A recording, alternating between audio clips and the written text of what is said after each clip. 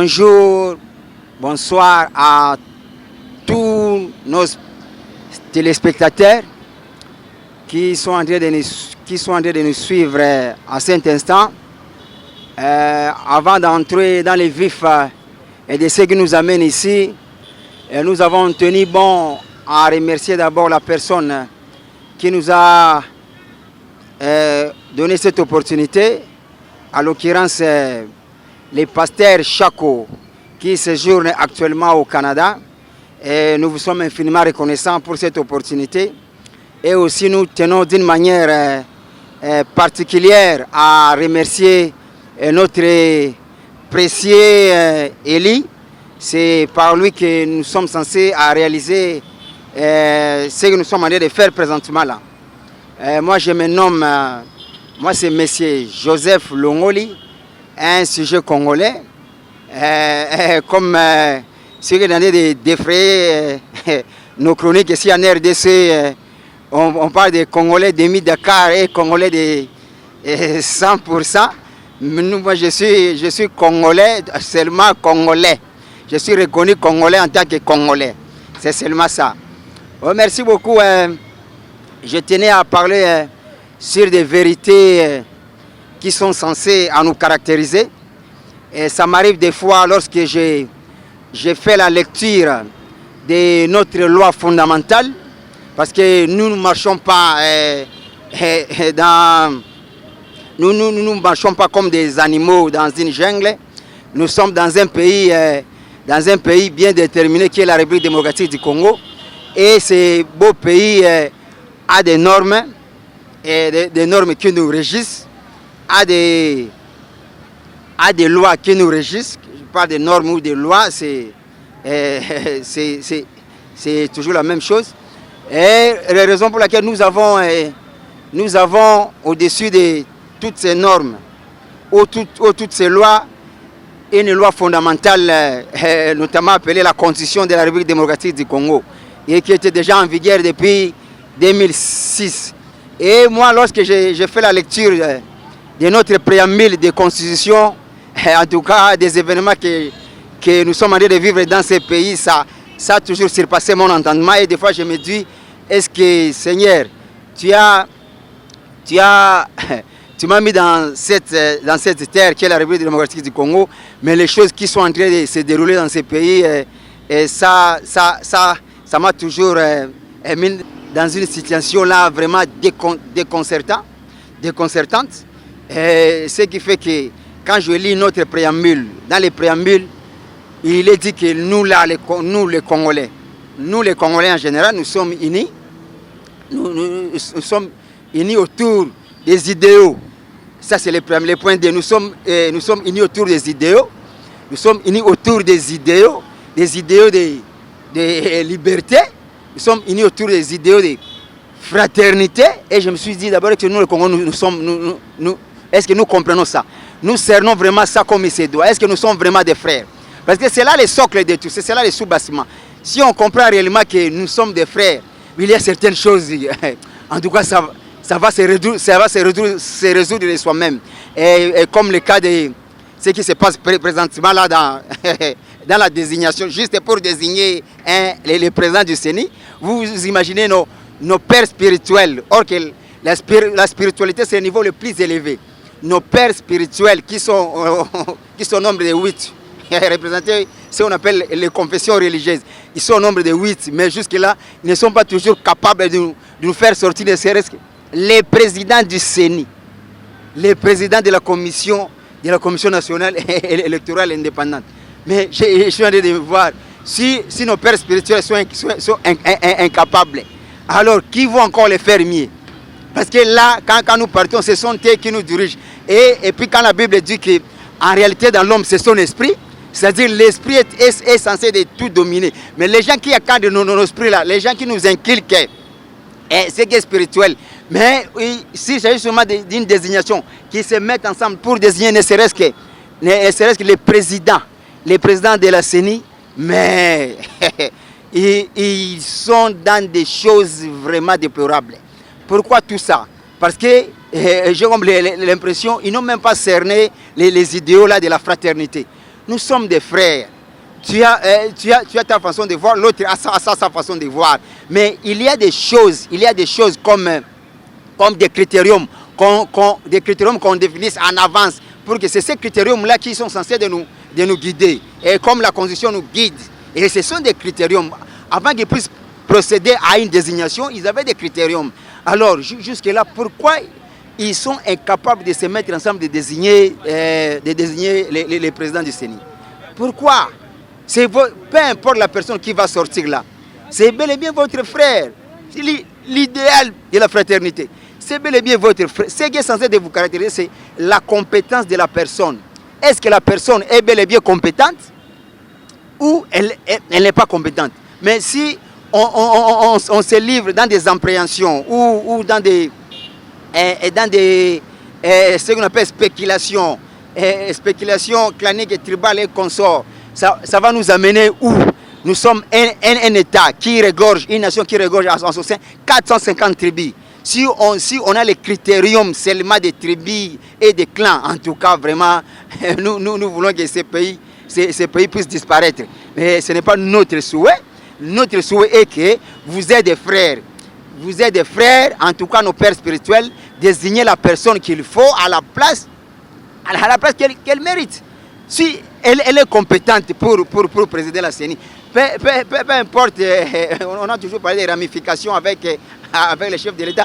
Ça nous importe peu. Le problème, c'est son intégrité physique, morale et intellectuelle, sa capacité de faire de bonnes élections, peu importe sa tribu. Cela ne peut pas constituer un objet de disputes ou de querelles que nous avons l'habitude de vous suivre. Quand on fait déjà ça, en tout cas, nous sommes déboussolés.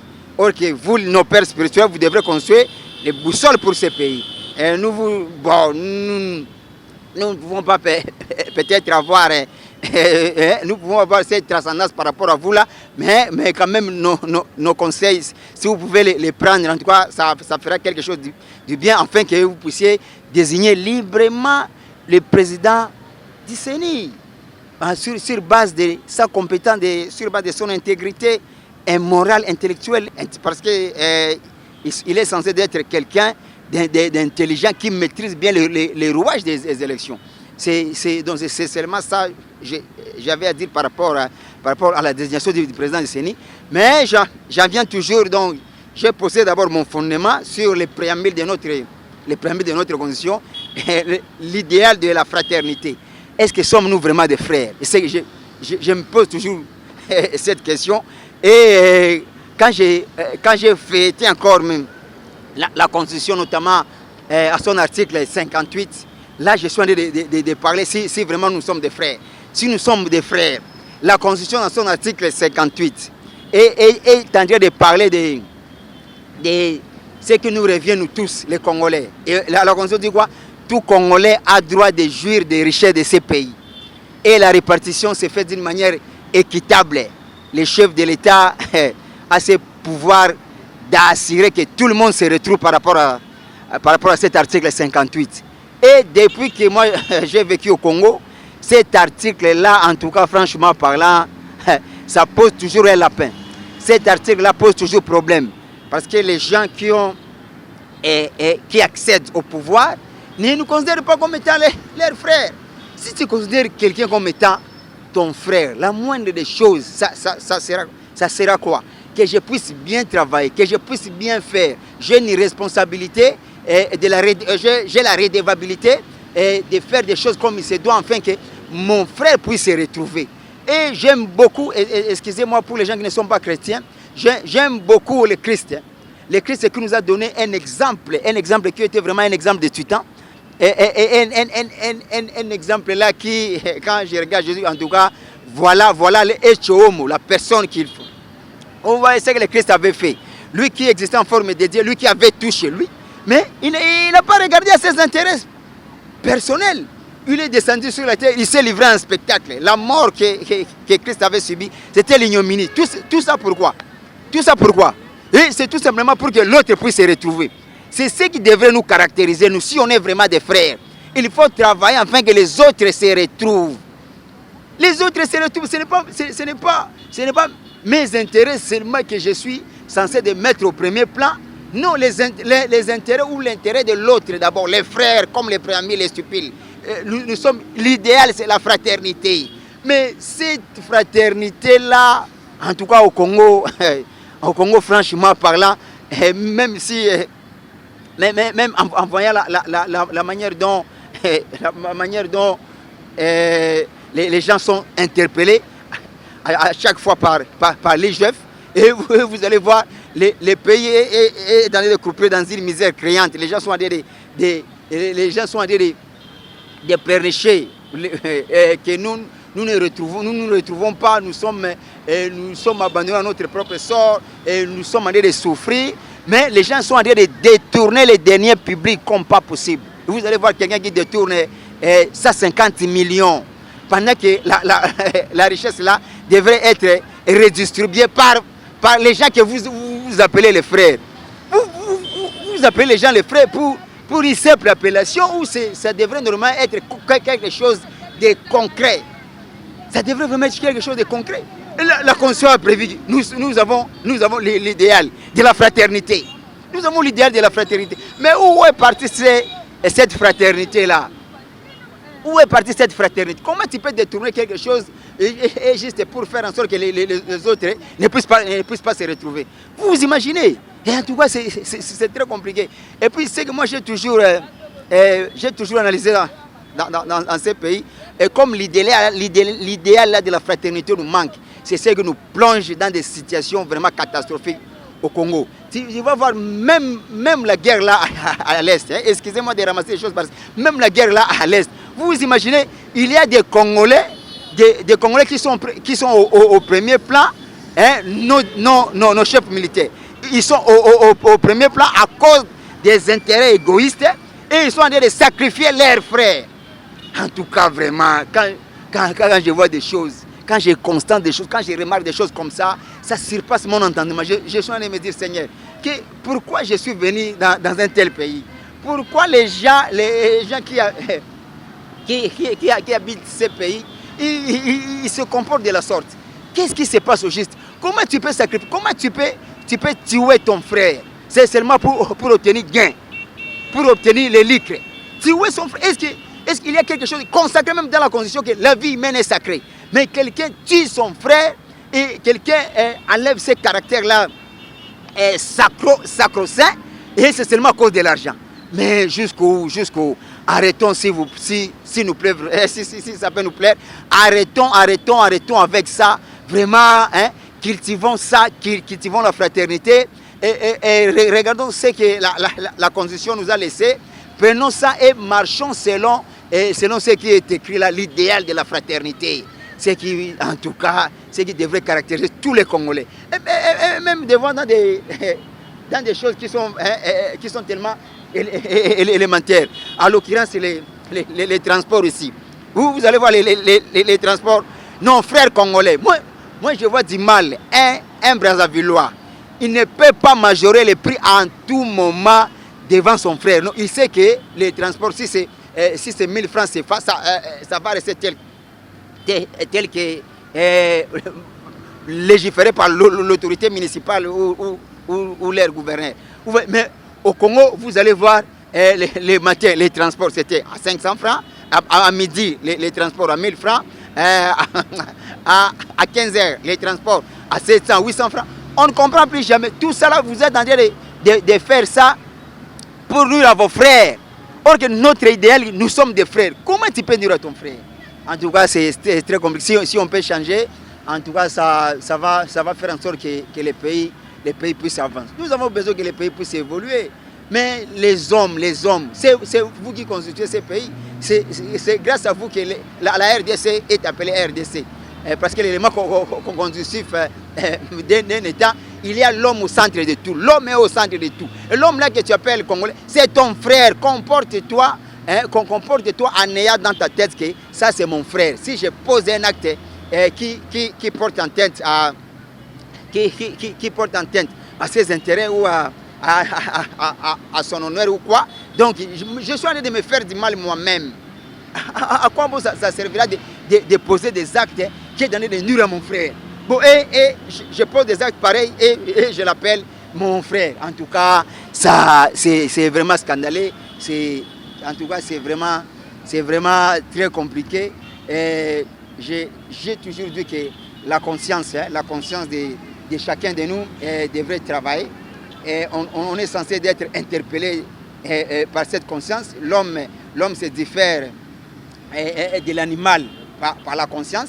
L'homme a la conscience et l'homme est censé discerner le bien et le mal. Arrêtons avec le mal, arrêtons avec cet esprit d'égocentrique, d'égoïsme qui fait que les pays tombent toujours dans des situations très compliquées.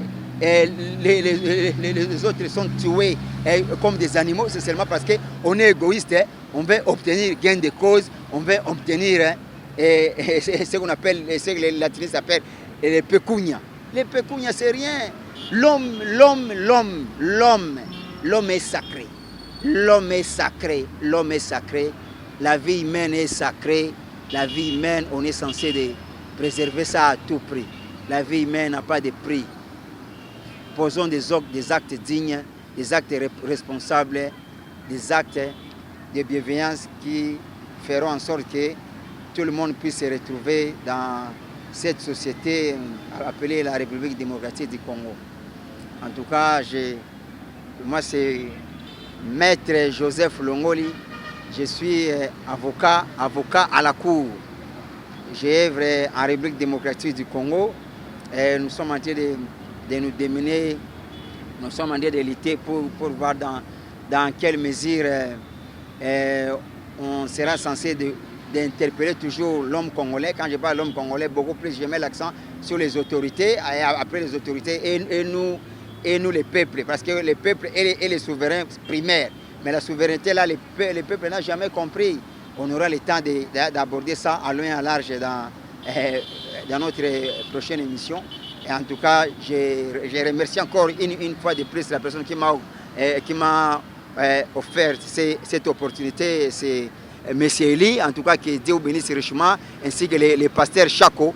Les pasteurs Chako, nous vous remercions infiniment, nous vous aimons beaucoup. Nous voulons que vous puissiez continuer toujours sur cette lancée. Nous sommes sûrs et rassurés, les gens seront interpellés et la conscience va revenir. Ça fera en sorte que Dieu sera content et le pays va bel et bien prendre une autre allure. En tout cas, je vous remercie, merci infiniment. Merci infiniment. Abonnez-vous sur notre chaîne, cliquez sur la cloche de notification pour ne rien rater de nos publications.